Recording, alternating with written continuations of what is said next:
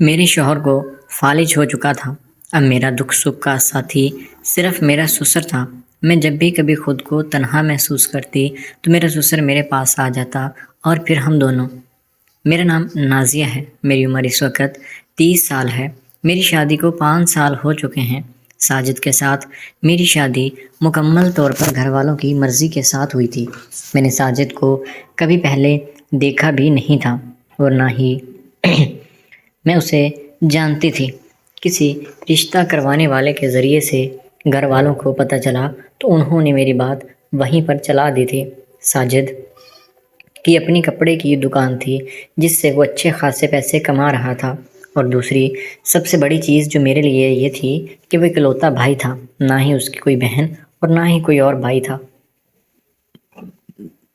وہ اپنے ماں باپ کی اکلوتی اولاد تھا اور میرے لیے سب سے بڑی چیز یہی تھی۔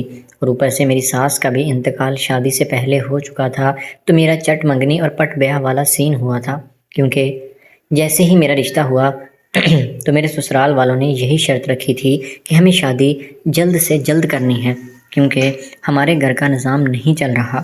میرا سسر بہت محنتی اور جفاکش انسان تھا۔ وہ دکھنے میں کہیں سے بھی 55 سال کا دکھائی نہیں دے رہا تھا۔ اس نے اپنے آپ کو بہت فٹ رکھا ہوا تھا۔ اب میری شادی ساجد کے ساتھ ہو گئی تھی۔ میں دلہن بنی اس کا انتظار کر رہی تھی۔ ساجد آیا اور آ کر تھوڑی دیر ہم نے باتیں کی اور پھر اس نے مجھے منہ دکھائی میں سونے کی انگوٹھی دی تھی۔ اس کے بعد پھر ہم نے اپنی اگلی زندگی کی شروعات کر دی تھی۔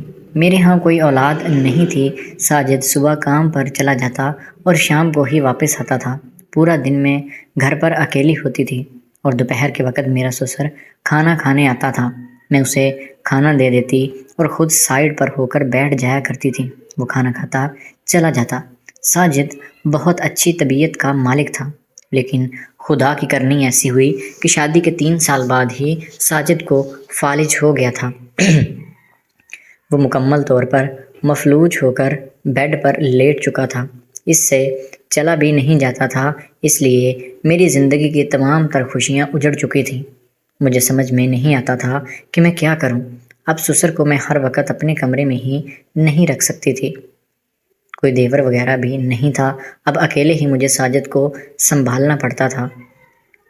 سارے دن گھر کے کام اور رات میں اس کی دیکھ بھال کرنا۔ میری زندگی بالکل ایسے ہی چل رہی تھی کہ جیسے کانٹوں پر ہو۔ اب میں ہر وقت پریشان رہنے لگی تھی۔ ایک تو یہ کہ میری نیند بھی پوری نہیں ہوتی تھی، اور دوسرا یہ کہ میری جوانی مکمل طور پر برباد ہو چکی تھی۔ مجھے سمجھ میں نہیں آتا تھا کہ میں کیا کروں، کیونکہ یہی جوانی کے چند سال ہوتے ہیں جو کہ میرے سوکھے سوکھے گزرنے لگے تھے۔ مجھے سمجھ میں نہیں آتا تھا کہ میں کس دیوار میں ماتھا پٹکوں، اور اوپر سے پریشانی کی اس حالت میں بالکل سوکھنے لگی تھی۔ میرا اترا ہوا چہرہ دیکھ کر میرے سسر نے کہا کہ بہو دیکھو، تم اتنی پریشان رہتی ہو، مجھ سے تمہاری یہ پریشانی دیکھی نہیں جاتی۔ اب میں اور تو کچھ نہیں کر سکتا، تمہیں سہارا ضرور دے سکتا ہوں۔ جب میں نے سسر کے منہ سے یہ بات سنی تو مجھے تھوڑی امید ملی تھی کہ چلیں کوئی تو اس گھر میں ہے جو کہ میرا احساس کرنے والا ہے۔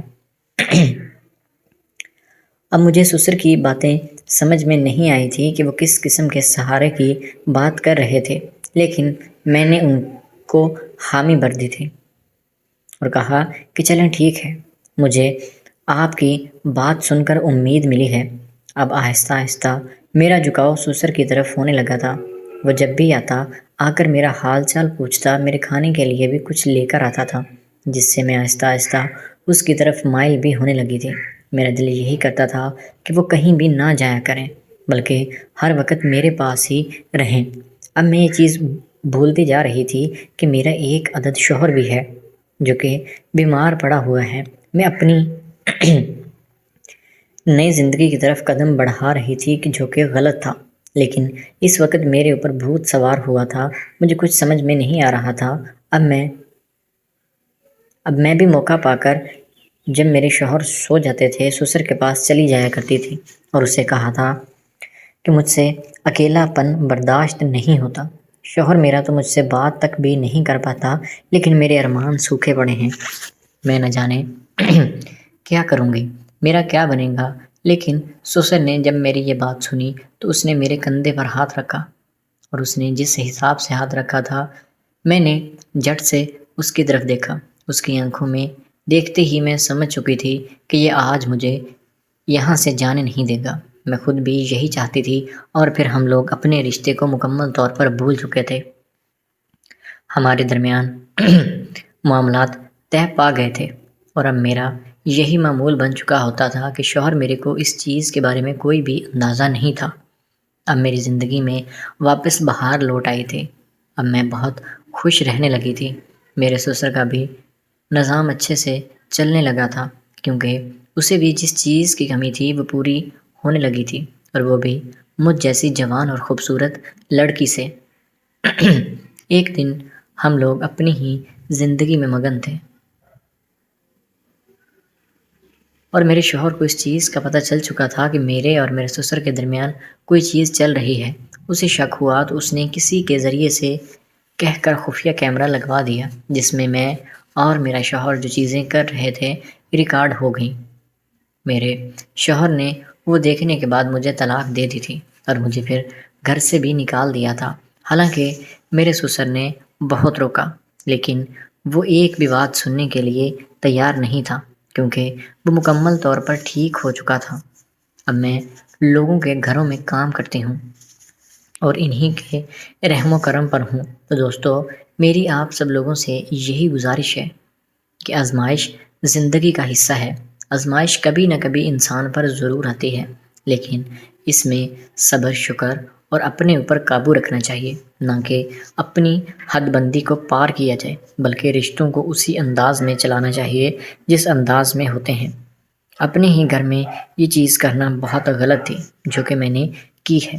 شاید مجھے آج اسی گناہ کی سزا مل رہی ہے جو میں در در کی ٹھوکریں کھا رہی ہوں۔ تو دعا ہے کہ اللہ تعالیٰ سب کی بہن بیٹیوں کی عزتیں محفوظ رکھے، اور اگر آپ کو ویڈیو پسند آئی تو چینل کو سبسکرائب